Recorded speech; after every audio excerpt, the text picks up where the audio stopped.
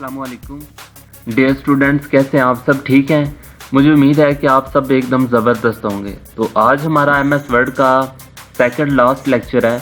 इसमें हम देखेंगे कि सीवी है क्या, सीवी हम इस्तेमाल क्यों करते हैं, सीवी का बेनिफिट क्या है और सीवी हम बनाते कैसे हैं। ठीक है, तो सबसे पहले हम देखते हैं कि सीवी है क्या, सीवी बनाई क्यों जाती है। आप सब ने नाम भी सुना होगा कि सीवी मुझे जॉब के लिए अप्लाई करना है यार, सीवी बना दो।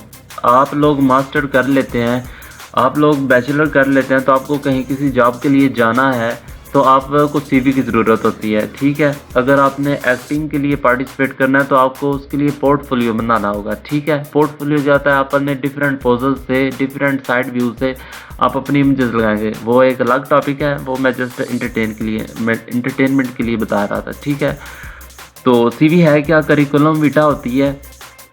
सीवी का फ़ायदा क्या है कि हम यूज़ कहाँ पे करते हैं, कितनी लंबी होनी चाहिए।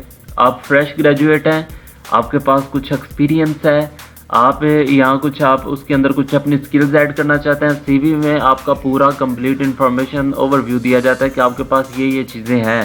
ठीक है, और आपके लिए क्या चीज़ एक अच्छी बन सकती है सीवी के लिए। तो सीवी आप सबको पता है, डिस्क्रिप्शन के लिए आप उसमें एक पर्सन होता है जिसके अंदर उसकी एजुकेशनल और प्रोफेशनल हिस्ट्री की डिटेल होती है। आप ये कहाँ पे अप्लाई कर सकते हैं, इसका इस्तेमाल कहाँ पे कर सकते हैं। आपने कहीं जॉब के लिए जाना है, आपने एफएम के लिए अप्लाई करना है या किसी भी डिपार्टमेंट में जाना है तो आपको सीवी जमा करवानी होगी। ठीक है, ये सब इतनी लंबी नहीं होनी चाहिए, ये कम से कम 2 पेज की होती है। ठीक है, जो एमएस वर्ड के अंदर होती है।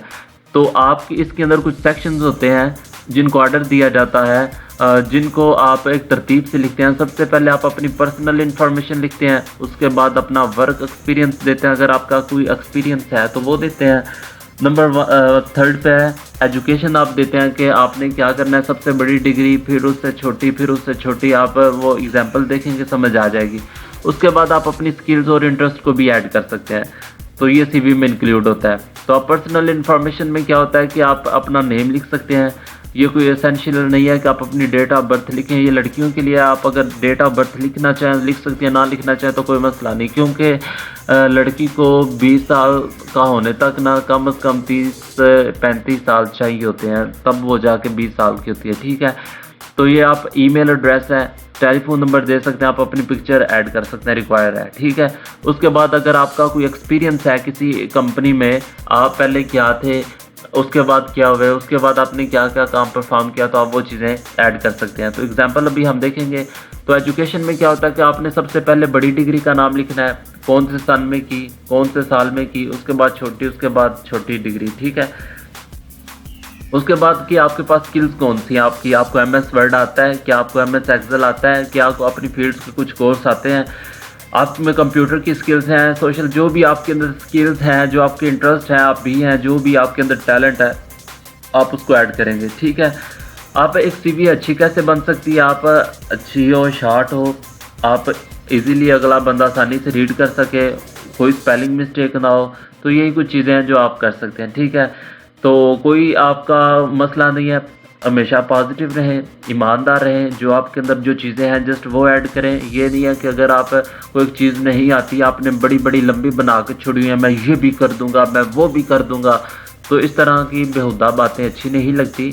तो आप सिंपल जो आप हैं, आप वही अपने आप को प्रेजेंट करें, कोई एक्स्ट्रा ऑर्डिनरी पेश करने की ज़रूरत नहीं है। उसके बाद अभी हम देखते हैं कि सीवी एमएस वर्ड पे कैसी बनती है और हमारे पास ऑनलाइन है वो कैसे बनती है। ठीक है, लेट्स स्टार्ट करते हैं एग्जांपल से। मैं हूँ आपका टीचर, कंप्यूटर टीचर शाहजेब नाज, जो कि पाकिस्तान जिंदाबाद हमेशा कहता है। अगर आपको मज़ीद डिटेल चाहिए हो तो आप हमारी वेबसाइट्स के ऊपर भी विज़िट कर सकते हैं। तो हम देखते हैं जी एग्जाम्पल्स क्या है। सबसे पहले हम अपने एमएस वर्ड की सीवी को ओपन करते हैं। ये मेरा एक दोस्त था, शारक अफजाल जलाली। ठीक है, तो उन्होंने मुझे सीवी अपनी सेंड की थी जब मैंने डिग्री कंप्लीट की थी। सीनियर दोस्त थे मेरे भाई, तो उन्होंने कहा था, मैंने उन्हें कहा था यार मुझे सीवी सेंड करो, मैंने ना एडिट करके ना भेजनी है, अप्लाई करना है। या तो आप नेट से कोई टेम्पलेट डाउनलोड कर लें, उसको एडिट कर लें, या किसी अपने दोस्त से मंगवा लें। तो आप उसके अंदर आप अपनी उसकी जगह पे जो चीज़ें आप अपना नाम लिखते हैं। ठीक है, सबसे पहले उसने अपना नाम लिखा, उसके बाद जीमेल आईडी लिखी, उसके बाद अपना मोबाइल नंबर। आप अपनी इमेज भी ऐड कर सकते हैं। कैरियर ऑब्जेक्टिव होता है एक पॉइंट, कि मैं बड़ा शहज़ादा हूँ, मेरे पास कुछ स्किल्स हैं जो आपकी कंपनी को बहुत अच्छा कर देंगी, मेरे पास कोर स्किल्स ये हैं। तो आप कोर स्किल्स लिख सकते हैं, माइक्रोसॉफ्ट स्किल्स हैं, कंप्यूटर स्किल्स है। उसके बाद आप पर्सनल क्वालिफिकेशन दे सकते हैं, आपके पास कौन सी, आपने CCNP किया हुआ है, CCNA किया हुआ है, तो आपकी जितनी भी आपकी फील्ड्स के कोर्स हैं आप वो लिख सकते हैं।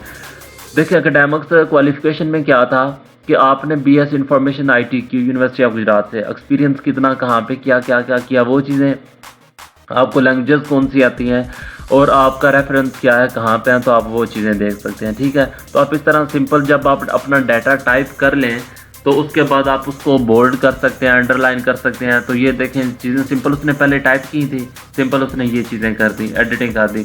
तो आप सिंपल यही रहने थे, जो आपकी फील्ड्स है उसकी रिलेटेड कुछ चीज़ें लिख के, अपने कोर्स लिख के वो प्रेजेंट कर सकते हैं। तो एक और एग्जांपल दिखाता हूँ आपको मैं कि मैंने जो FM के लिए अप्लाई किया था गुजरात में, जब मेरा लास्ट मंथ था तो मैंने इंटरनेट पे ऑनलाइन एप्लीकेशन बनाई थी, और एप्लीकेशन सॉरी कह रहा हूँ, CV बनाई थी। तो देखिएगा ये CV है।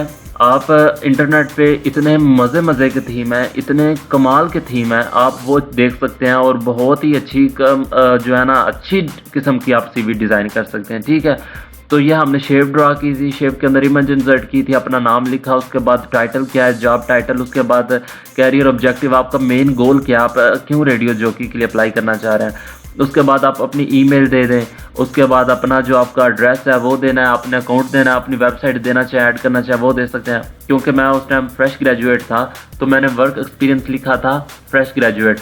उसके बाद एजुकेशन थी, मैंने क्या किया हुआ था, कितनी क्वालिफिकेशन थी, उसमें के अंदर कोर्स कौन थे, कौन से साल की, कौन से कैंपस से की, मेरे अंदर स्किल्स कौन सी थी, मैंने कौन कौन से अवार्ड्स लिए थे, कौन कौन से उनको चीज़ों को प्रेजेंट किया था, सर्टिफिकेट कौन से थे, वो चीज़ें देख सकते हैं, मेरा इंटरेस्ट कौन सी चीज़ों में है, तो ये सारी चीज़ें हैं आप देख सकते हैं। ठीक है, तो ये CV था। CV बनाते कैसे हैं, सिंपल आपने डाटा को कॉपी करना है, आपने एडिटिंग करनी है, चेंजिंग करनी है, तो आप वो टाइप कर सकते हैं। तो हम एक और चीज़ देख लेते हैं जी, एग्जांपल जो है मैं वो भी दिखा सकता हूँ, माई रेज्यूम डॉक्यूमेंट। ठीक है, लेक्चरर के ऊपर आ जाए। अब उसके बाद क्या था, आप कुछ भी चेंज कर सकते हैं। ये था कंप्यूटर लेक्चरर, जब मेरे पास एक्सपीरियंस आया, जब वो था फ्रेश ग्रेजुएट, जब मैं फ्रेश था, तो ये कंप्यूटर लेक्चरर लगने के लिए मैंने ये चीज़ें लिखी थी, अपनी जो चीज़ें थी। उसके पहले सबसे पहले मैंने मेरा एक्सपीरियंस था लैब अटेंडेंट का, उसके बाद मैं प्रमोट हुआ लेक्चरर की तरफ, लेक्चरर से प्रमोट होकर मैं यूनिवर्सिटी कोऑर्डिनेटर की तरफ आ गया। तो मुझे कौन सी चीज़ें आती हैं, कौन से साल में क्या क्या कुछ काम किया, तो इस तरह की एक CV होती है। ठीक है, तो ये CV कैसे मैंने बनाई है, ये मैंने ऑनलाइन CV बनाई है। तो ये हम इंशाल्लाह अगले लेक्चर्स में मिलेंगे कि हम ऑनलाइन CV कैसे बना सकते हैं। पर उस लेक्चर में मैं बोलूँगा नहीं, जस्ट आपको म्यूज़िक की, बैकग्राउंड म्यूज़िक की आवाज़ आएगी या सिंपल कुछ स्टेप्स परफॉर्म करूँगा। तो इंशाल्लाह हम इन लेक्चर्स के बाद, MS वर्ड के बाद, इनकी एडिटिंग कुछ वर्किंग करने के बाद इंशाल्लाह हम अपने MS एक्सेल की तरफ मूव कर जाएंगे। तो हम इसी तरह हम अपने MS एक्सेल को स्टडी करेंगे, वो है क्या, उसका फ़ायदा क्या, उसके फीचर्स क्या है, उसके अंदर हम क्या क्या काम परफॉर्म कर सकते हैं। ठीक है, तो सब खुश रहें, अपना बहुत सारा ख्याल रखें, दुआओं में याद रखिएगा। अल्लाह हाफिज़।